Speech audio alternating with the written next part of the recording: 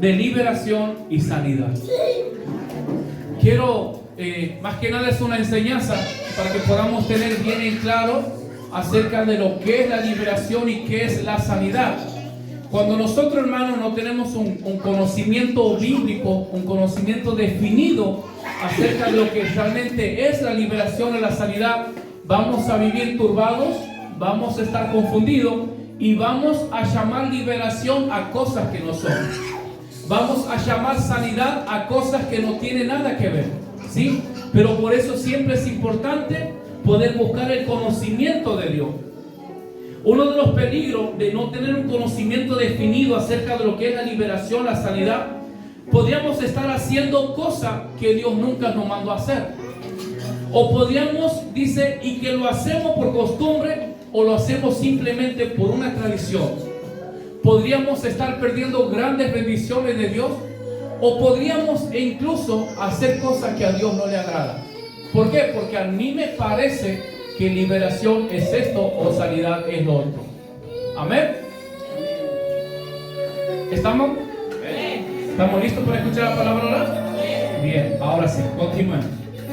Entonces, cuando la Biblia habla de liberación, la palabra liberación es una palabra que proviene del griego y significa libre. Y la liberación, dice, hace referencia a la condición de no ser esclavo o no estar sujeto, ¿sí?, a un poder externo. Liberación es no ser esclavo. Entonces, liberación no se relaciona o no tiene nada que ver con saltar, con brincar o con gritar. Eso no es liberación, ¿sí? Liberación no es venir y que el pastor me empuje hasta que caiga. Eso no es liberación. Liberación no es venir a la iglesia, cumplir, leer y ir a mi casa y yo soy libre. No, eso no es liberación. Saltar tampoco no es liberación. Puede ser una expresión, pero no lo es según la palabra de Dios. Entonces se refiere a la condición de no ser esclavo. Entonces, si yo vengo a la iglesia y comienzo a saltar y comienzo a gritar y comienzo a danzar y a hablar en lengua y voy a mi casa y comienzo a ofender a mi esposa, comienzo a maltratar, comienzo a humillar, entonces yo no estoy libre. Todavía estoy en una esclavitud. Si yo todavía practico el chisme, si practico la murmuración, si todavía soy de piedra de tropiezo, es porque todavía no ha habido una liberación en mi vida. Todavía estoy siendo esclavo o todavía estoy sujeto a un poder externo. ¿Qué significa? Que todavía hay algo o alguien que me domina. Todavía hay algo o alguien que me gobierna. Y cuando hablamos de que muchas veces hay un poder externo o un ser que me gobierna, eso se manifiesta de muchas cosas. Eso se da a conocer a través de diferentes maneras. Dice, cuando nosotros vemos en la Biblia la palabra del Señor, en gran parte de la Biblia, Dios se presenta como el libertador de su pueblo. En toda la Biblia. Sin ir más lejos, si nosotros recordamos la historia del pueblo de Israel, dice el libro de Hechos, capítulo 7, versículo 34. Ciertamente dice, he visto la aflicción de mi pueblo que está en Egipto, he oído su gemido y he descendido para librarlos. Ahora pues, ven y te enviaré a Egipto. Para contextualizar un poco, cuando Dios dice que Él iba a liberar a su pueblo, es porque su pueblo estaba siendo sometido o estaba bajo esclavitud o estaba bajo opresión de un poder externo, de alguien fuera de la voluntad de Dios. Entonces Dios descendía y libertaba a su pueblo de la esclavitud. Ahora, cuando el pueblo de Dios estaba en esclavitud, el pueblo sufría, el pueblo era maltratado, muchas veces eran azotados, quizás podían pasar días sin comer. ¿Por qué? Porque prácticamente eran esclavos. Así que, mi hermano, cuando nosotros como personas, como cristianos, cuando hay un poder externo que nos domina, cuando hay algo que nos gobierna, es porque estamos siendo esclavos. Y donde hay esclavitud hay opresión. Donde hay esclavitud no hay paz. Donde hay esclavitud no hay alegría, no hay gozo. no hay libertad para nada. No hay libertad para amar. No hay libertad para perdonar. No hay libertad para servir al Señor. No hay libertad para nada. ¿Por qué? Porque lo único que tenemos es un yugo sobre nosotros. Dice que el pueblo de Israel en Egipto gemía a causa de la esclavitud, a causa de la opresión que recibía de ese poder externo. Cuando nosotros como hijos de Dios no estamos experimentando la paz de Dios en nuestras vidas, cuando no experimentamos el gozo de Dios en nuestras vidas, cuando no experimentamos la libertad de Dios para servir, para adorar o para glorificar a Dios, es entendible y es comprensible. ¿Por qué es entendible? Porque eso nos da a entender o debemos comprender que esa persona o que ese hombre, esa mujer está sujeta bajo un poder externo. Pero dice la Biblia que Dios ha venido para libertarnos. Vamos hasta ahí. Entonces la liberación espiritual y bíblica es el acto de ser liberado del pecado. Es el acto cuando Dios nos liberta del poder de esclavitud o de las manos de Satanás. Eso es liberación. O sea que liberación es salvación. ¿Cuándo hay salvación? Dice la Biblia que nosotros en otros tiempos éramos enemigos de Dios. En otros tiempos estábamos muertos en delitos y pecados. En otros tiempos Satanás nos tenía en sus manos y nosotros hacíamos la voluntad de Satanás. ¿Y cuál es la voluntad de Satanás? ¿Qué es hacer la voluntad de Satanás? Es hacer todo lo malo en contra de Dios. Es pecar contra Dios. Es practicar el pecado. Es hundirnos en todo tipo de pecado que el diablo puede ofrecernos a nuestras vidas. Pero la Biblia dice que la libertad del Señor, Él nos liberta de la esclavitud a través del poder de Dios. Gloria a Dios. Por eso la Biblia, Jesús dice en Lucas 4:18, el Espíritu del Señor está sobre mí, por cuanto me ha ungido y me ha enviado a sanar a los quebrantados de corazón y a pregonar libertad a los cautivos. Amén. Jesús vino a traer libertad a los cautivos. Amén. Así que si esta noche, hermano, a través de la palabra de Dios nosotros podemos darnos cuenta que estamos siendo gobernados por un poder externo, que estamos siendo esclavos de algo, de algún pecado, de lo que sea. Pero también dice la Biblia que Jesús vino a sacarnos de la esclavitud. Jesús vino a predicar, dice, libertad a los cautivos. Entonces, dice Pablo en 2 Corintios capítulo 5, versículo 17, de modo dice Pablo, que si alguno está en Cristo, nueva criatura es. Entonces, cuando la Biblia habla de que somos nueva criatura, y esto es muy importante entender, hace referencia a la libertad que Dios trae sobre nuestras vidas. Cuando Pablo dice que somos nueva criatura, hace referencia que nuestra alma ya no pertenece a Satanás, que hemos sido libertados del poder del pecado, que Satanás no tiene autoridad sobre mi vida, que Satanás no tiene poder sobre mi vida, sino que ahora yo soy hijo de Dios, sino que ahora somos herederos de las promesas de Dios, sino que ahora tenemos la promesa, la presencia de Dios en nuestra vida, tenemos el Espíritu Santo. Dios nos guarda, Dios nos protege, Dios nos ayuda, tenemos perdón de pecados. Bueno, todo eso encierra cuando Pablo dice que somos nueva criatura. Y aquí entra un tema muy importante. Nosotros somos espíritu, alma y cuerpo. Pero ¿sabe qué? Cuando la Biblia dice que Dios salva al hombre o a la mujer, o cuando la Biblia dice que Dios trae libertad al espíritu de la persona. Dios liberta el espíritu de la persona, no su alma. Es el espíritu a través del cual Dios trae sanidad, Dios trae libertad. Vamos hasta ahí. Dice, cuando el Señor trae salvación a nuestro espíritu, nuestra alma no recibe salvación. Recuerden, somos espíritu, alma y cuerpo. Cuando Dios nos liberta, lo que Dios liberta es nuestro espíritu. pero nuestra alma todavía está intacta. Cuando hablamos de alma, hacemos referencia a nuestros sentimientos, hacemos referencia a nuestras emociones, hacemos referencia a nuestro corazón, hacemos referencia a nuestra voluntad. Entonces Dios salva nuestro espíritu, nos liberta de las garras de Satanás y nos trae a su presencia.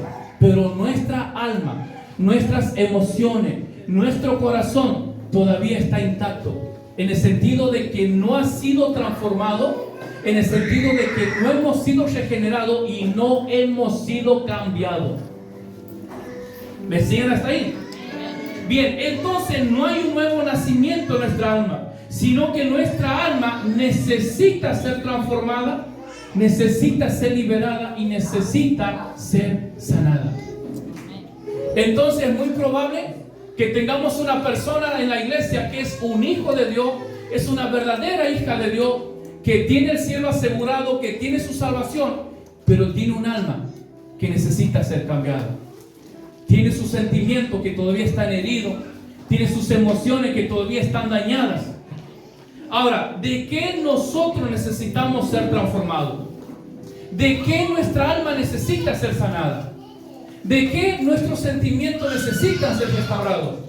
De todo lo que hemos sufrido cuando hemos estado lejos de Dios.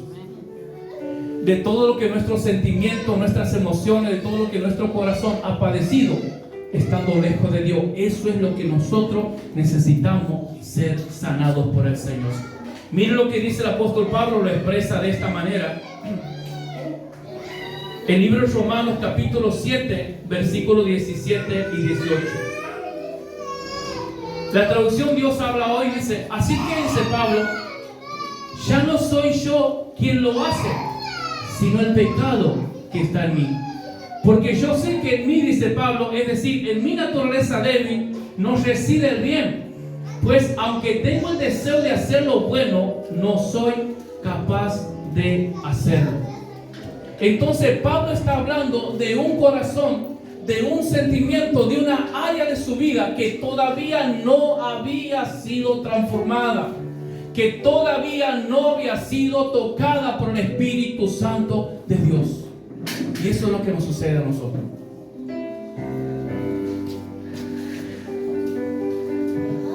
Nosotros cuando venimos al Señor tenemos ataduras, hay heridas, hay falta de perdón. Esa es la evidencia de que todavía nuestra alma necesita ser cambiada. Esa es la clara evidencia que nuestra alma necesita ser transformada. ¿Por qué? Porque estamos en la iglesia, somos hijos de Dios, hemos conocido al Señor, pero todavía hay cosas que no hemos arreglado. Todavía hay rencor, todavía hay resentimiento que venimos cargando de antes de conocer al Señor. Usted imagínese, quiero que piensen en este ejemplo. Un soldado es tomado esclavo por sus enemigos, ¿sí? Es tomado prisionero. Y este soldado, al estar prisionero por sus enemigos, usted imagínese el maltrato, usted imagínese la tortura, usted imagínese toda la tortura psicológica y física que el soldado sufre cuando cae en manos de sus enemigos. Cierto día su Señor va al rescate de este soldado que está bajo esclavitud, que está en manos de sus enemigos. Su Señor va, lo rescata y lo trae. ¿Lo ha libertado? Sí, sí lo ha libertado. Pero ahora hay un problema, que ese soldado ha sido dañado, ha sido herido, ha sido lastimado. Por eso muchos soldados, por ejemplo, cuando son recuperados de la guerra o cuando son recuperados de la esclavitud, caen en depresión, se terminan suicidando, caen en adicciones. ¿Por qué? Por las consecuencias de todo lo que han sufrido cuando estaban en esclavitud. Exactamente lo mismo pasa con nosotros. El Señor nos ha salvado.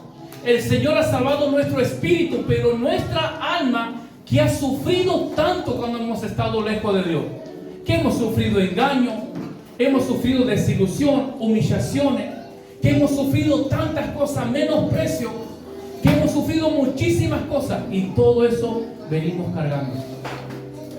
Y así como ese soldado ha sido libertado, así también nosotros hemos sido salvados. pero hay un alma que necesita ser cambiada, que necesita ser restaurada. Entonces es aquí donde entra la sanidad. Hasta este momento hemos hablado de la liberación, ¿sí? Que es cuando Dios nos salva y nos hace su hijo, pero ahora comienza un segundo proceso como hijo de Dios. Y a esto es a lo que se denomina la sanidad espiritual. Cuando hablamos de sanidad, hace referencia, escuche esto, a la restauración y fortalecimiento de la paz interior. ¿Quién es aquel? ¿Quién es aquella persona que estando en cautividad, que siendo maltratada puede tener paz en su corazón? No, sufre tortura, sufre tormento. Sus emociones son alteradas. ¿Por qué? Porque está siendo torturado. Entonces, para una persona que está en esclavitud no puede tener paz. Es por eso que cuando nosotros hemos estado lejos de Dios, necesitamos sanidad. Y es por eso que hay muchas personas que a veces llegan y están con pánico, con miedo, con depresión, con ansiedad. ¿Por qué? Porque Satanás ha destruido sus sentimientos. Porque Satanás destruye nuestras emociones, nos lastima, nos hiere, lastima nuestra voluntad, lastima todo nuestro ser. Entonces la sanidad es la restauración y el fortalecimiento de la paz interior. Mi hermano, ¿usted cree que una persona que tenga odio contra alguien, una persona que tenga rencor contra alguien y que todavía no puede perdonar, ¿usted cree que esa persona puede gozar de paz? No. Es más, la Biblia dice, y científicamente también comprobado, que las personas que guardan rencor, que guardan odio, se enferman. Se enferman sus huesos, se enferma su cuerpo, viene el problema de artritis y muchas enfermedades e incluso el cáncer. Entonces no hay paz, no hay estabilidad, no hay restauración. Entonces, hermanos, si nosotros realmente hemos experimentado la sanidad en nuestras vidas, en nuestro corazón, el fruto, la evidencia es la paz del Señor en nuestras vidas. Pero si somos personas conflictivas y nos peleamos con todo el mundo y tenemos problemas con todos y todos son nuestros enemigos y nosotros somos enemigos de todos y aquel no sabe lo que me ha hecho y yo le voy a hacer porque me ha hecho, todavía no hubo sanidad, todavía no hubo restauración. Podemos ser hijos de Dios y podemos estar en la iglesia, pero podemos estar con esa carencia, podemos estar necesitando de esa sanidad. Por eso también Jesús dice en Lucas 4:18, vine a sanar a los quebrantados de corazón. Entonces Jesús dice, vine a traer libertad a los cautivos. Y ahora también dice Jesús, vine a sanar a los quebrantados de corazón. Entonces el Señor deja bien en claro estas dos diferencias. Él ha venido a traer salvación, pero también ha venido a traer sanidad a nuestras vidas. También ha venido para que la paz de Dios reine en nuestros corazones. También ha venido para traer restauración, para traer fortalecimiento. Hermano, todo problema espiritual, todo desequilibrio emocional que nosotros podamos tener, tiene un solo nombre: falta de paz, ausencia de paz. Entonces, donde no hay paz, todo es conflicto en nuestra mente. Nuestra mente está revolucionada, está alterada. Y lo vemos a todos como enemigos, pero no nosotros mismos. Nuestra propia mente está siendo nuestra enemiga. Pero Jesús dice también, vine a sanar a los quebrantados de corazón. La palabra quebrantado significa romper, deteriorar, separar con violencia por completo una parte. Quebrantar significa romper, deteriorar con violencia. Hermano, cuando nosotros estamos en manos de Satanás o cuando estuvimos en manos de Satanás, eso es lo que Él ha hecho. Eso es lo que Él hizo con nuestra vida, con nuestra mente. Rompió nuestras emociones, deteriora, separa con violencia, dice la parte de un todo. Nos separa, nos divide. Divide nuestra familia, divide nuestro hogar, destruye, lastima, hiere. Eso es ser quebrantado. Y muchas veces estamos en este lugar y podemos tener años de cristiano, pero tenemos un corazón quebrantado. Tenemos un corazón herido, lastimado. Tenemos nuestras emociones que no han sido sanadas, que no han sido restauradas. Mire, dice la Biblia en el libro de Colosenses capítulo 1, versículo 13. Dice, el cual nos ha librado de la potestad de las tinieblas y trasladado al reino de su amado Hijo. Gracias, Señor. Efesios 1:3 dice, bendito sea el Dios y Padre nuestro Señor Jesucristo, que nos bendijo con toda bendición espiritual. Hermano, usted ha sido bendecido por Dios. Amén. Las bendiciones del cielo están sobre tu vida. Amén. Dios te ha dado paz. Escuche, Dios te ha dado paz. Dios te ha dado tranquilidad. Dios te ha dado de su amor. Dios te ha dado todas las bendiciones. Amén. ¿Y por qué no lo estamos disfrutando? Alma te alaba, Dios. ¿Por qué no lo estamos viviendo? ¿Dónde está la paz? Si Dios me ha dado paz, ¿dónde está la paz en mi hogar? Si Dios me ha dado amor, ¿dónde está el amor por esas personas que me lastiman, que me hieren, que me han traicionado, que me han humillado? Si se supone que Dios nos ha dado, dice Colosenses, la palabra de Dios libre Colosenses, que Él nos ha trasladado del reino de las tinieblas al reino espiritual de Cristo Jesús. Y en ese reino tenemos las bendiciones en abundancia. Pero ¿qué está pasando? ¿Por qué no lo estamos viviendo? ¿Por qué no lo estamos disfrutando?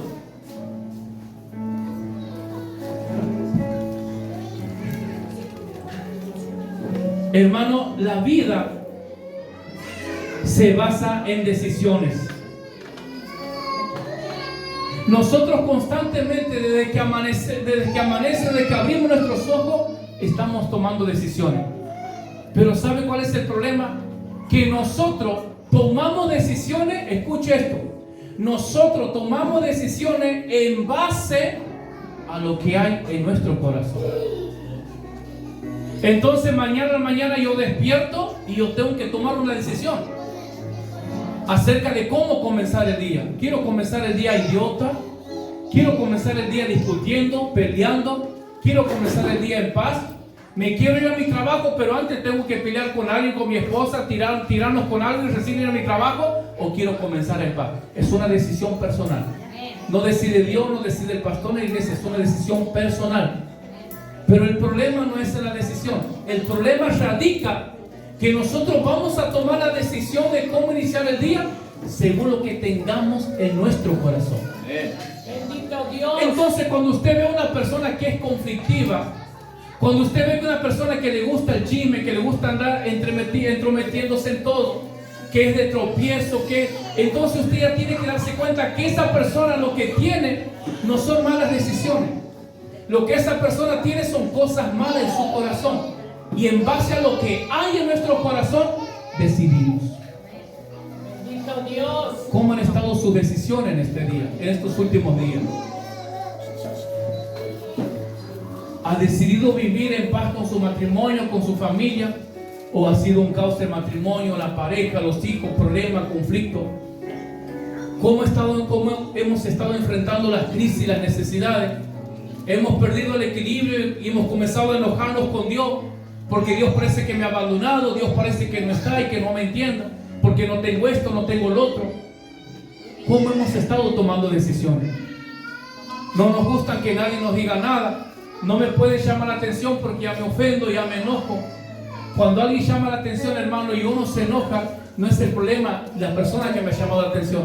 El problema es el orgullo que está en mi corazón. El problema es la arrogancia, es la soberbia que tengo en mi corazón. Dice Jesús en el libro de San Lucas, capítulo 6, versículo 45.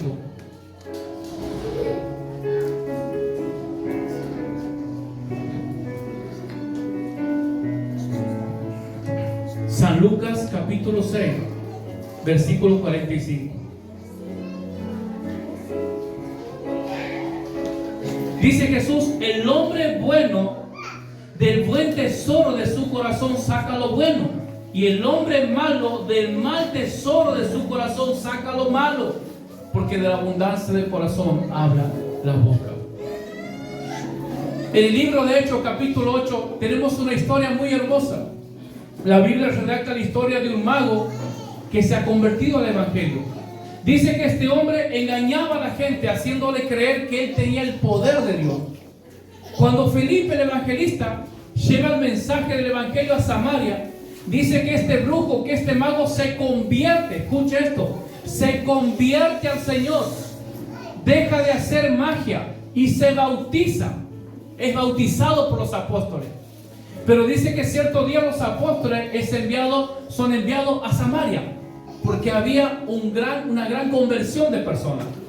Y dice que cuando los apóstoles llegan, ellos oraban para que estas personas reciban el Espíritu Santo.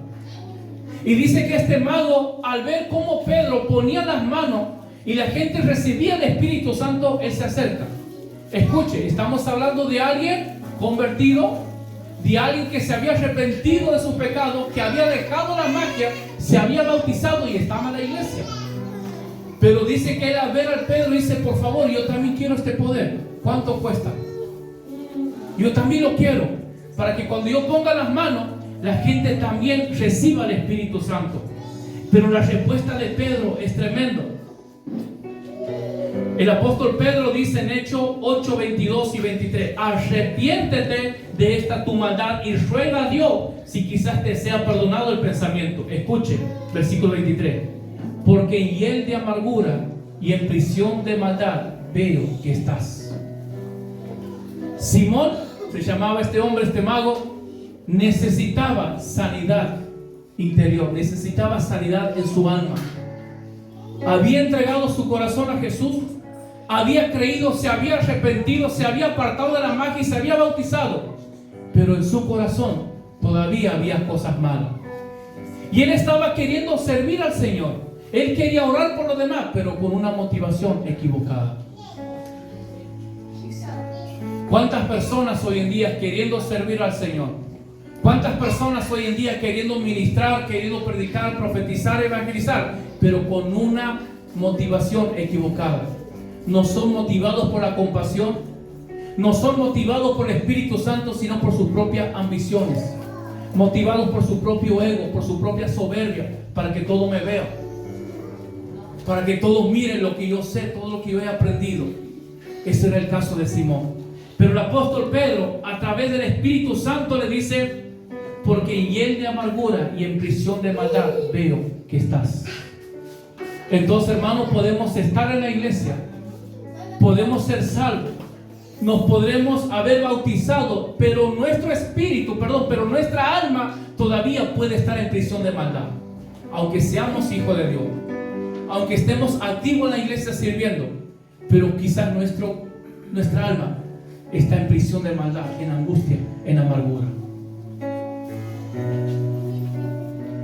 La sanidad es un tratamiento constante y de por vida. Hermanos, nosotros debemos tener tanto cuidado. Por eso ahora nosotros entendemos cuando el proverbio dice, sobre toda cosa guardada, guarda tu corazón, porque de él mana la vida. Escuche esto.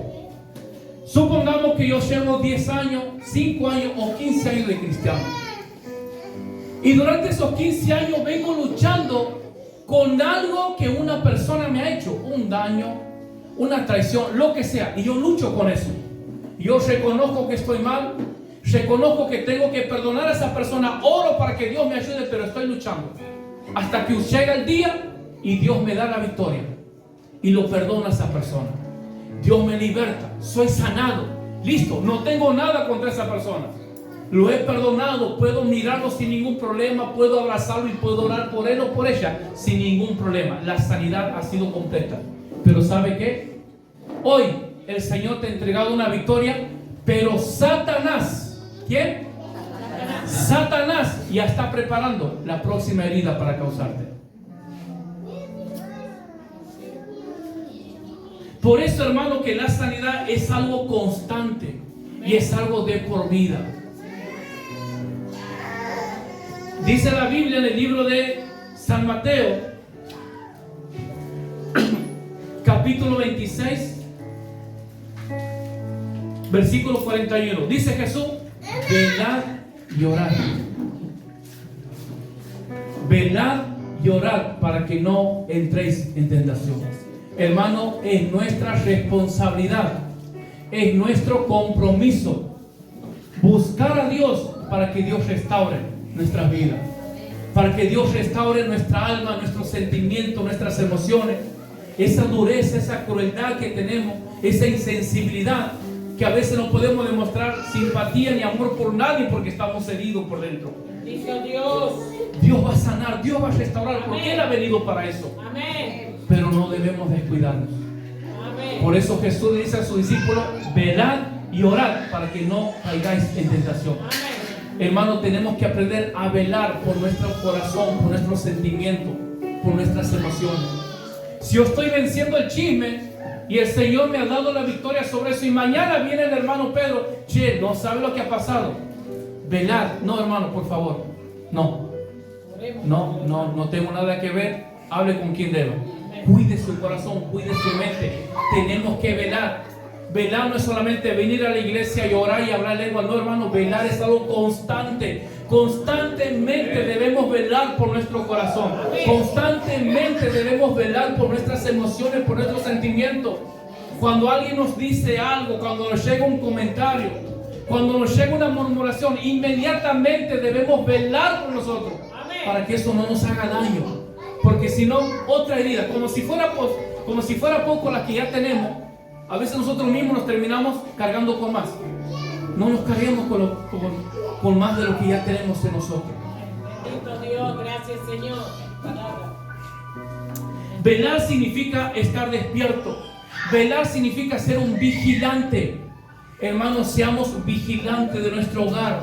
Seamos vigilantes de nuestra familia. Seamos un vigilante de nuestro matrimonio. Seamos vigilantes de nuestra esposa. Esposa, sea una vigilante de su esposo. Cuide su corazón. Cuide a su esposa, cuide a su esposo, cuide a sus hijos. Vele por ellos. Sí, Señor. Finalizamos con esto. Dice la Biblia, el libro de Salmos, capítulo 139, versículos 23 y 24. Por eso David dice: examíname, oh Dios, y conoce mi corazón. Pruébame y conoce mis pensamientos, y ve si hay en mi camino perversidad, y guíame al camino eterno. Gloria a Dios, aleluya. Así como David, Señor. necesitamos orar cada día. Amén. Porque, hermano, a veces hay cosas, somos tan impredecibles que a veces tenemos cosas en nuestro corazón que ni siquiera nosotros lo sabemos. A veces tenemos cosas guardadas que ni siquiera nosotros estamos enterados, pero está ahí. Puede haber un rencor, un rechazo, puede haber un resentimiento, una herida que alguien me ha causado, y está ahí y nosotros no lo sabemos. Y a veces vivimos mal, vivimos en conflicto con todo, no tenemos paz, no tenemos alegría, no podemos disfrutar y no sabemos por qué. Che, vivo todo es pelear en mi casa, siempre peleando con mi esposa, siempre maltratando y no sé qué me pasa. Es que es muy probable que hay algo en tu corazón que no lo estás pudiendo ver. Pero por eso, como David, debemos orar y decir: Señor, examíname. Señor, examina mi corazón y ve si hay algo malo en mí. 19, 7 y 8 dice: las enseñanzas del Señor son perfectas, reavivan el alma. La palabra del Señor reaviva el alma. A través de la palabra del Señor. ¿Cómo se da el proceso de sanidad? A través de la palabra de Dios. Cuando nosotros somos expuestos a la palabra. Por eso, hermano, nosotros no podemos, el evangelio no es una varita mágica, no es como Aladín, que yo tengo que venir, que me haga así una varita, o el pastor me toca, me empuja, me pega y me... No, hermano, esta es una responsabilidad, este es un compromiso personal. Eso es lo que tenemos que entender.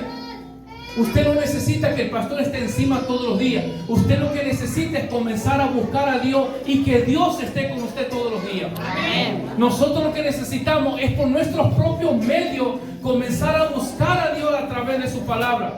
Cuando nosotros buscamos a Dios a través de su palabra, entonces dice: las enseñanzas del Señor son perfectas porque reavivan el alma. Amén. Entonces, cuando usted cada día toma un compromiso, una responsabilidad de leer la palabra, de meditar, de orar, usted comienza a ser sanado.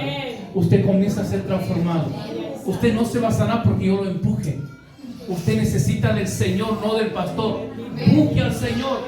Él es el que lo sana. Yo soy tan débil igual que usted y tengo mis problemas igual que usted y mis debilidades también. No espere de mí, no espere de nosotros. Busque del Señor. Hermano, cuando nosotros no entendemos eso, nos terminamos ofendiendo. Porque esperamos demasiado de aquel hombre que es igual de carne y hueso como yo. Y esperamos que sea un Dios para nosotros. No, no es así. Bendito Dios. Entonces dice, las enseñanzas son perfectas, reavivan el alma. Entonces, busque a Dios en oración. Tome la mano su esposo, su esposa, cada día en su casa, vení, vamos a orar. 5 minutos, 10 minutos, vamos a orar juntos. Señor, sáname. Señor, restáuranos. Señor, examina mi corazón, examina mi mente, qué es lo que tengo que a ti no te agrada. Y el Señor va a comenzar a obrar. Y usted se va a sorprender como el Espíritu Santo comienza a traer recuerdos. Che, mira, me ha venido a la mente algo que me han hecho cuando tenía 5 años y estaba ahí guardado. Y resulta que ese era el detonante o ese era el motivo por el cual tenemos un carácter fuerte, somos explosivos, que vivimos con pleito y no entendíamos por qué. El Espíritu Santo examina nuestros corazones. A veces estamos cargados de tristeza. La tristeza nos ha dominado, nos ha gobernado. Pero ¿sabe por qué?